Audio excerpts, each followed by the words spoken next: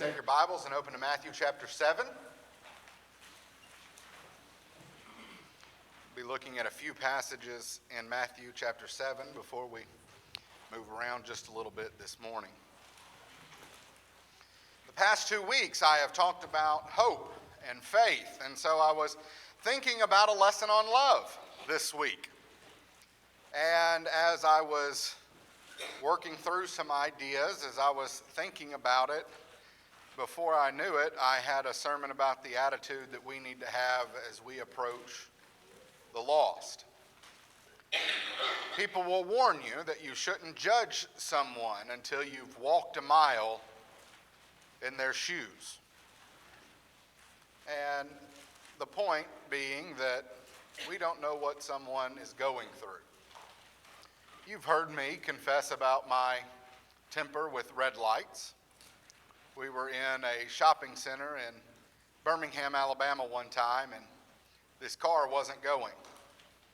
The light was green and the car wasn't going. And the light was green and the car wasn't going. And finally, I'm like, I guess I have to go around them. And we pull up beside her and she's bawling her eyes out. And we have no clue why. And Tiffany just busts out laughing because she knows how guilty I now feel as I pull up next, probably having car trouble, and she doesn't want to be where she's stuck any more than I want her to be where she's stuck. And in scenes like that, we are reminded that we don't always know what others are going through. We spend our time together on Sundays and Wednesdays with our brethren, as we should. And sometimes we begin to think of this as kind of a fortress where we come to lock down, stay safe. And that's not the picture. The picture is that we come here to resupply and then to get out in the world and to let our lights shine. Because we're called to shine.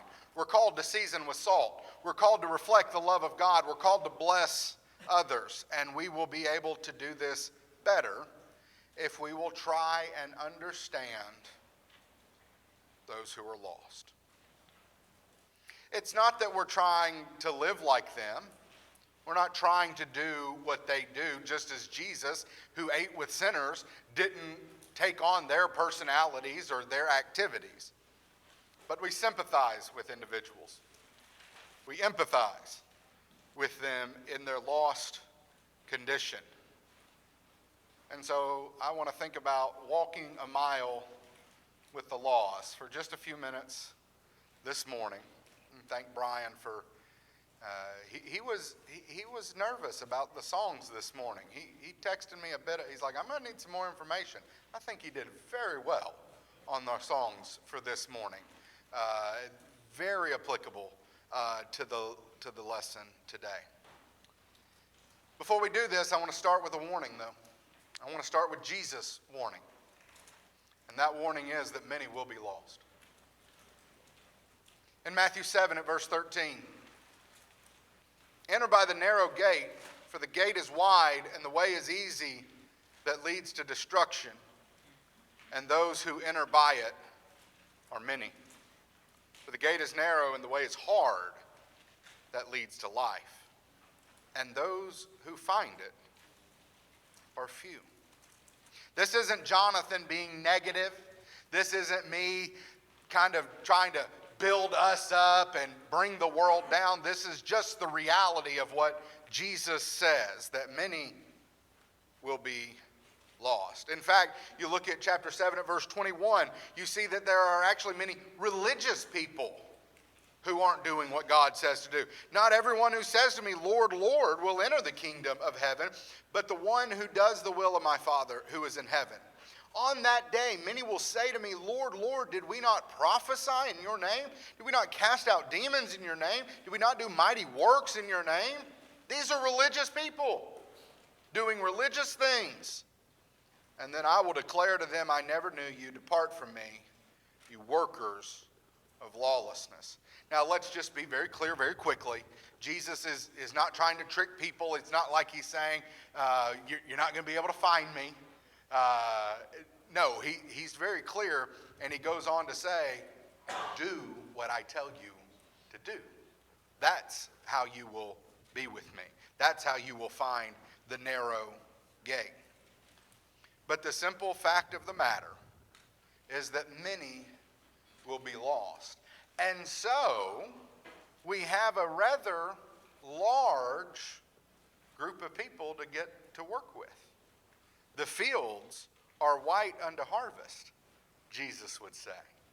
There's a lot of people. As we walk around, if you go to the mall on Monday, Wednesday, and Friday, about 10 o'clock or so, you'll see Carol and Mike walking. And as you walk around the mall, you're going to be surrounded by people who are lost. And again, please understand, this is not me trying to be like, point out that people are, worse off or something. It's just the reality of the situation. And yet, if you know they're lost and that you are saved, I'll be honest, I hadn't thought about that song, Brian, in years. I haven't sung it in forever. Will you not tell it today? I like it a little better. It's a little less guilt-trippy than You Never Mention Him to Me. A little more positive in nature. We're surrounded by all of these people that are lost that do not know the gospel. Won't we say something? I want to say, I guess I can keep up with my PowerPoint, sorry. I want to say something real quick before moving on about scoffers. Because there are some out there who don't care. They don't want to know. They would reject it if they heard it and mock you for offering it. Look at Matthew chapter 7 at verse 1. A passage regularly taken out of context. Judge not that you be not judged. For with the judgment you pronounce, you will be judged. And with the measure you use, it will be measured to you. Why do you see the speck that is in your brother's eye, but do not notice the log that is in your own eye? Or how can you say to your brother, let me take that speck out of your eye, when there is a log in your own eye? You hypocrite. First take the log out of your own eye, and then you will see clearly to take the speck out of your brother's eye. I love the imagery here. Don't tell me that Jesus doesn't have a sense of humor. You're worried about the eyelash that's right here in the corner of your friend's eye when there's a telephone pole sticking out of yours. So Jesus is being a little bit humorous here to make his point. He doesn't say, though, not to judge. He says, don't judge hypocritically. And then without changing context, he says, verse 6, do not give to the dogs what is holy, and do not throw your pearls before swine, lest they trample them underfoot and turn and attack you. I think it's possible that Jesus is saying here that we have to make some judgments, and we have to maybe make some judgments about who we're talking to and who we're spending our time with. There's only so much time. There's only so many people that we need to be talking to. Those who are rejecting it, those who are scoffing at the idea, leave them be. Turn over to the book of Proverbs. The book of Proverbs is full of this. Proverbs 9 at verse 7. Proverbs 9 at verse 7. Whoever corrects a scoffer gets himself abuse, and he who reproves a wicked man incurs injury. Do not reprove a scoffer, or he will hate you. Reprove a wise man, and he will love you. Look at Proverbs 13 at verse 1. Proverbs 13 at verse 1. A wise son hears his father's instruction, but a scoffer does not listen to rebuke. Chapter 19 at verse 29. Proverbs 19 at verse 29. Condemnation is ready for scoffers, and beating for the backs of fools. Look at chapter 22 at verse 10.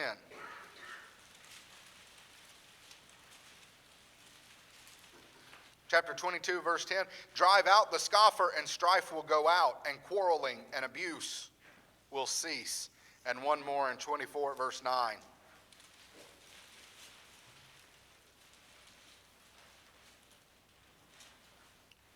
Proverbs 24, verse 9, the devising of folly is sin, and the scoffer is an abomination to mankind. My warning here is not to present the good news to everybody. Absolutely we should be. Y'all remember our picture of Carol in his bike gear with his helmet and the horns and the leather vest. He's a rebel rouser. Obviously joking about Carol, obviously. But we don't judge them based on looks and that kind of a thing. But when we get to talking with someone and they're rebuking us at every statement, they're arguing with us, they're clearly not listening. This is a time when Jesus says, practice righteous judgment. Don't cast your pearls before swine. Go listen, go talk to someone who will listen. These are not those who are searching. So let's talk about walking with the lost here. First, we understand that many will be lost. And then we need to think about the role of compassion.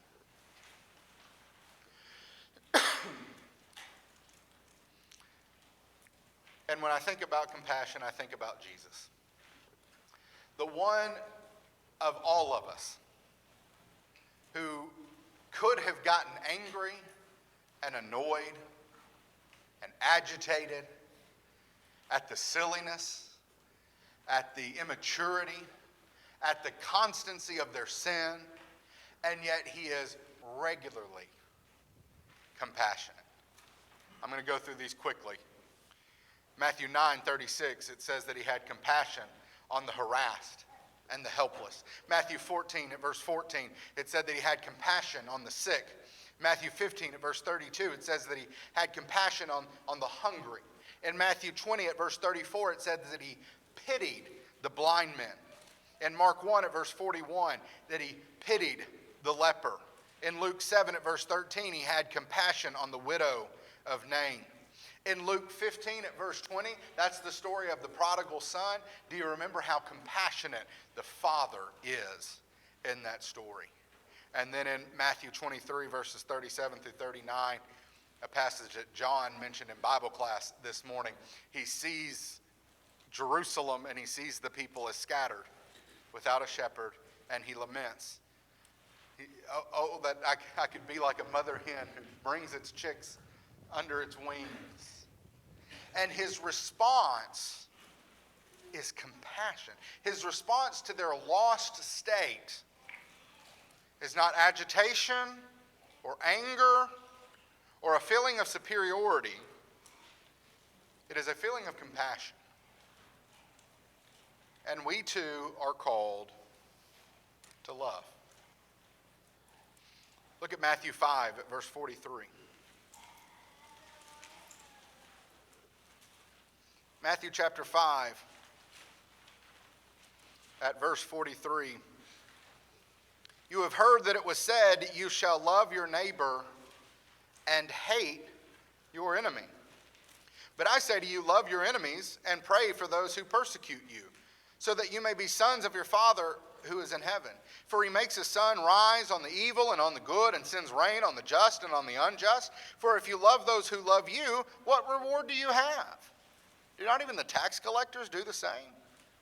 And if you greet only your brethren, what more are you doing than others? Do not even the Gentiles do the same? You therefore must be perfect as your heavenly Father is perfect. I think it's interesting that it's in the context of love that Jesus brings up this discussion of perfection. We are called to love, and yet our first response is often anger. And I get it. I get it. You see people flouting sin.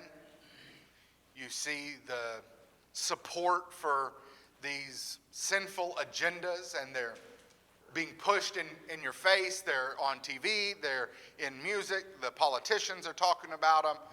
You see them in flag form and all of these kind of things, and I understand the anger there. Maybe our first response is just annoyance. Ugh, here they go again. Or maybe our response is arrogance. Maybe we feel a little bit like the Pharisee in Luke chapter 18 who stood off to the side and prayed, Lord, I thank you that I am not like other men, extortioners, unjust, adulterers, or even like this tax collector. Do we think that we're better than them? Do we think that we're superior to this person? Aren't you glad that wasn't God's first response to us? That so often when God sees us in our sin and in our helpless state that we've created for ourselves, his response is mercy and compassion.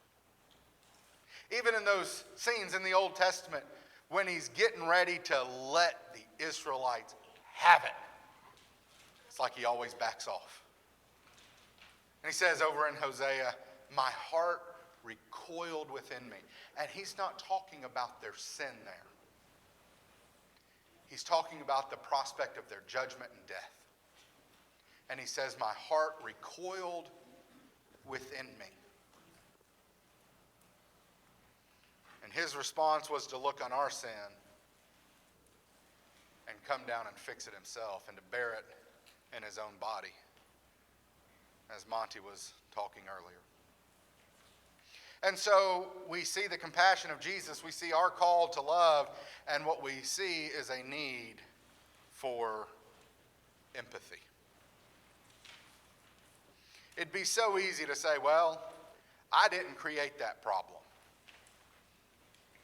and to completely ignore the problem that we did create. It's easy to see how others may need mercy. And, oh, well, I'm just a good person. I just have a good relationship with the Lord. As if we're not the same kind of sinners, doing many of the same things. As Doug talked about in his class with the kids this morning, all sins being the same in the eyes of God, we're no better than anyone else.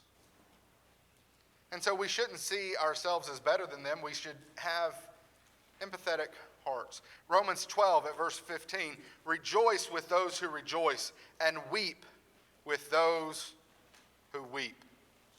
How often when something bad happens to someone who has made some foolish decisions, how often is our first response, I told you that would happen. We love the I told you so phrase, don't we? Even if we don't say it, we love to think it maybe. We got to be careful about that. We don't want that attitude. We want to see others and empathize with them in their sorrow. And maybe it's in their sorrow that we make a connection with them. And then we have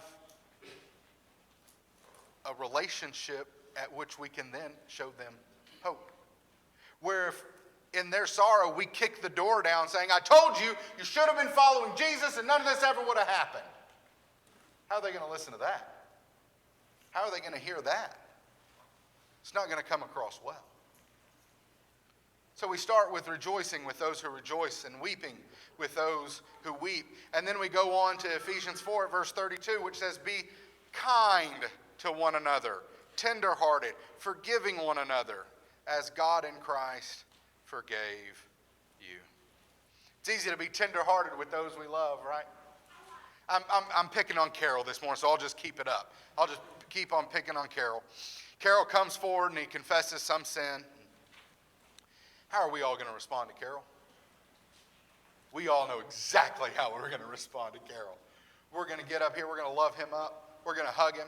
We're going to shake his hand. We're going to pat him on the back. We're going to say, anything you need, you call me. Let me know what I can do for you, how I can be here for you. I'm going to pray for you. We're going to love him back. We're tenderhearted. What about some weirdo? What about someone who's not always living right? What about someone who's had some struggles and had maybe some run-ins with you? Someone that you're we love Carol. What about someone we're not big fans of? Or are we going to show them our tender hearts? Or are we going to be a little hard-hearted? I love this verse because it says three things. Be kind, be tender, be forgiving.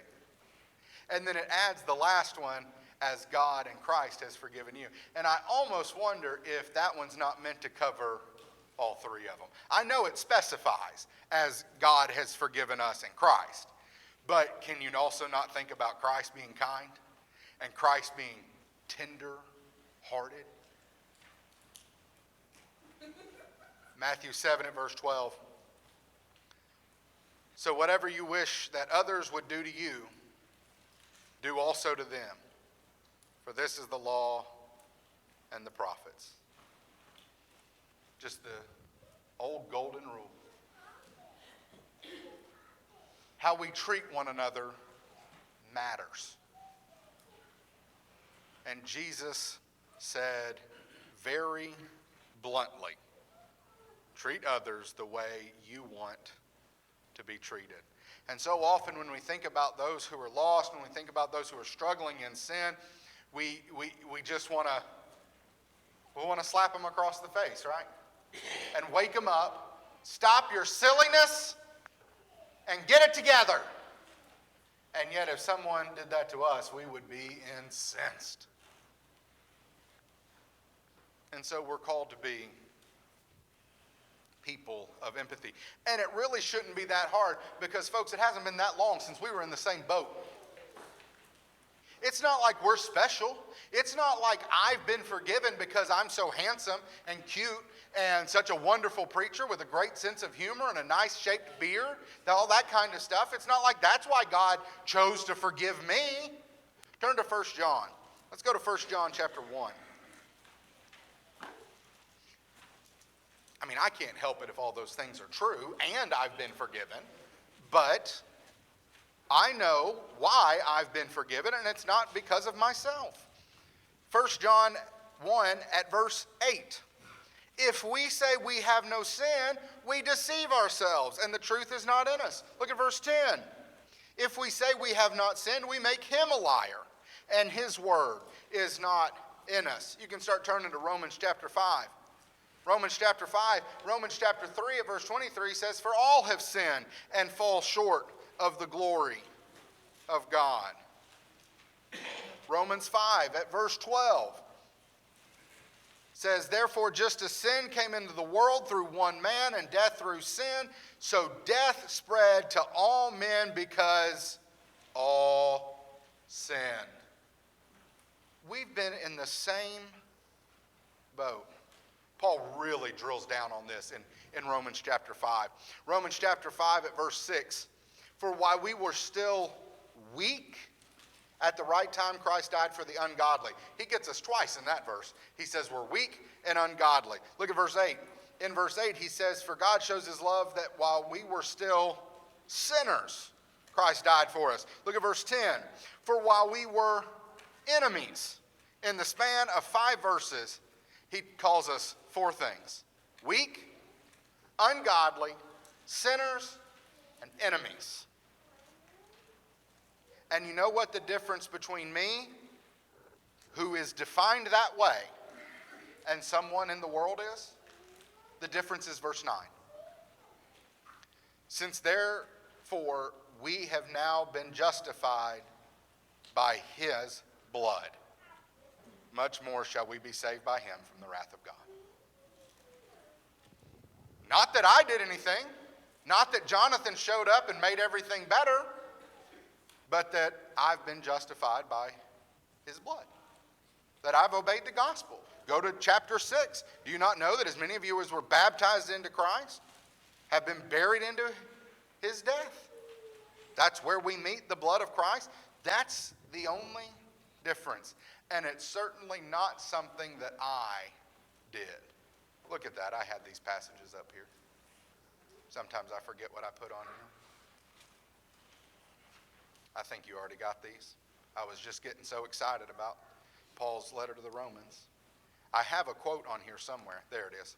I love this quote. Just learned of it recently by D.A. Carson. He says, "We are never more than poor beggars telling other poor beggars where there's bread." Think about that for a moment. We're not necessarily special. I just know where the bread is. And I can show you where the bread is. That doesn't make me better than you. That doesn't say that I've done all this great stuff and you've been horrible. But I can take you to where there is forgiveness, to where Jesus Christ is, to where there is bread. And I think if we'll adopt this mentality, if we'll work towards this mentality, because it may take work. I have no problems confessing to you that I struggle with my first reaction being some anger and annoyance. I'll admit that. And I'll also praise my wife who has helped me in that regard.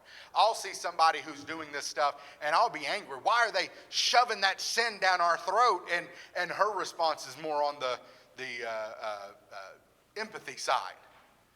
I wonder what's happened to them to lead them down that path. I'll tell you a story. About 6 months ago, there was a video that was going around on social media of a little girl, maybe about 10 years old, in a grocery store, raising all kinds of trouble.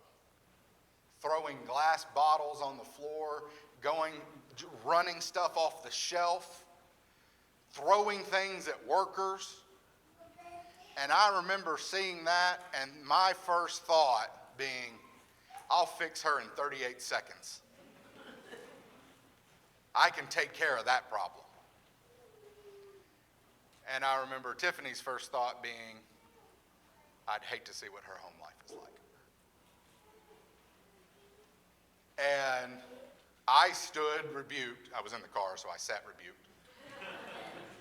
And that needs to be where we go. Yes, there might be that time for the discipline and that kind of thing and the correction and that kind of a thing, but we need to be people of empathy. And so when we try and work towards this mindset, what is the result? Well, the result is going to be love. This is one of the places I started with this idea of talking about love today, is in Ephesians 4 at verse 15. Rather, speaking the truth in love, we are to grow up in every way into him who is the head, into Christ. Speaking the truth in love. Not speaking the truth to win an argument, as if we get points for that. Well, I have won 48 debates. I am 48-2. And those are good numbers. And I feel like God would be looking at me and saying, okay, how many of them did you lead to my son? Because if I was just arguing for the point of being right, then I haven't done much good. Leading or working towards this mindset should lead to love. It should lead to some humility. Finally, all of you, Peter says in 1 Peter 3 verse 8, have unity of mind, sympathy, brotherly love, a tender heart, and a humble mind. And this is another one that I think the last one feeds into the others that come before it. If you have a humble mind, you can have unity. You'll have sympathy. You'll have brotherly love. You'll have a tender heart. And then one more passage I want to look at. Colossians 3 at verse 12. You'll need to turn to this one.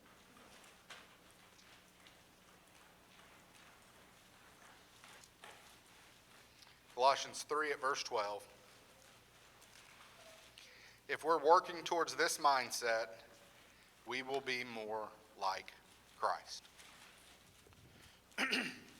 Colossians 3 at verse 12. Put on then as God's chosen ones, holy and beloved, compassionate hearts, kindness, humility, meekness, and patience, bearing with one another.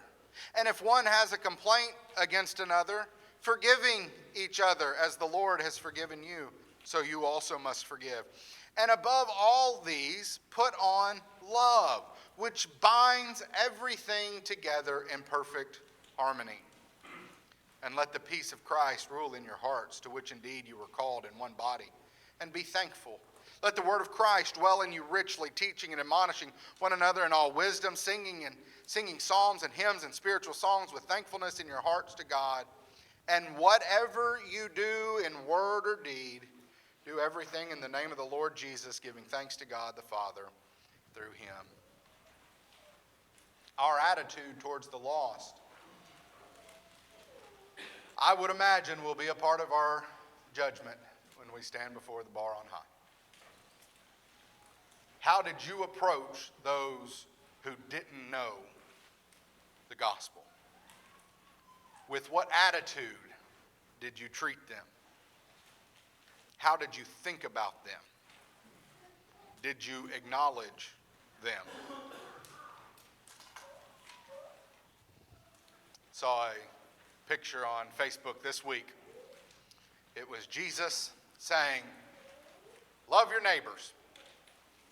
And somebody in the crowd says, "Who is my neighbor?" And Jesus says, "Whoever you don't want me to say." And I thought that was pretty good. Fairly or not, the world views Christians as judgmental and arrogant. Again, fairly or not. I think sometimes that's fair. I think sometimes it's not. But that's the way much of the world, those who are lost, view Christians. We often have the attitude of, well, what's your problem? I can fix it. Listen to me, take the medicine, and be like me. How many people are we helping with that attitude? Where instead, the attitude ought to be, I see you're hungry. I've been hungry too. Let me show you where there's bread. I see you're hurting. I've been hurting as well. Let me show you where there's healing. I see that you're in sin. I've sinned too. Let me show you where there's forgiveness.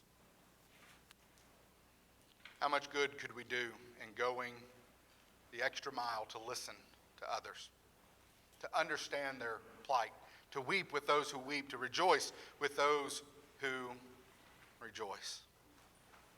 And I find it interesting that in the book of Hebrews, to be a good priest, to be a good high priest, it says that he must be one of his brethren, so that he can understand their plight. He can understand what they're going for. And the Hebrew writer immediately turns to Jesus and says he knows exactly what we're going through. Now, he did it sinlessly. He did it flawlessly. He did it with perfect love, perfect compassion, perfect humility, perfect empathy. But he knows exactly what we're going through. And then he says, I am the bread of life. He who comes to the Father must come through me. I am the way, the truth, and the life. If we want to show people where there's bread, we need to know if they're hungry or not. We need to have a relationship with them. Days past, door knocking was a very efficient, effective evangelistic tool. It's not much that it's doing nowadays. People are busy. There's no one home to answer the door. Do you know where people are learning about Jesus Christ? They're learning about Jesus Christ from their friends and family who are Christians. It's in relationship. That's where you can show others who Jesus Christ is. That's the way most of us can lead others to the gospel. People that we have a relationship with, people that we're walking with. And then we can make sure they understand the gentle voice of Jesus that says, come. It's not about me. It's not about my rules. It's not about how perfectly I did this. No. I've found bread. Let's go get you some together. If you're not a Christian, we want to tell you about the gospel. We want to tell you about what Jesus Christ has done. I've sinned,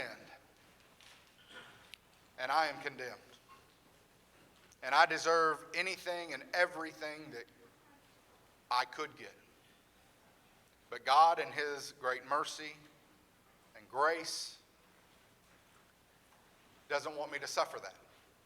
And so He sent His Son to die for my sins. And as Monty said this morning, and yours, and yours, and yours, and yours. So that we could be saved. That's the bread. That's the good news. And if you're subject to that good news this morning, if you want to respond to that invitation, you can obey the gospel this morning, have your sins washed away in the waters of baptism, and rise to walk a new life. And we invite you this morning to do that while we stand and while we sing.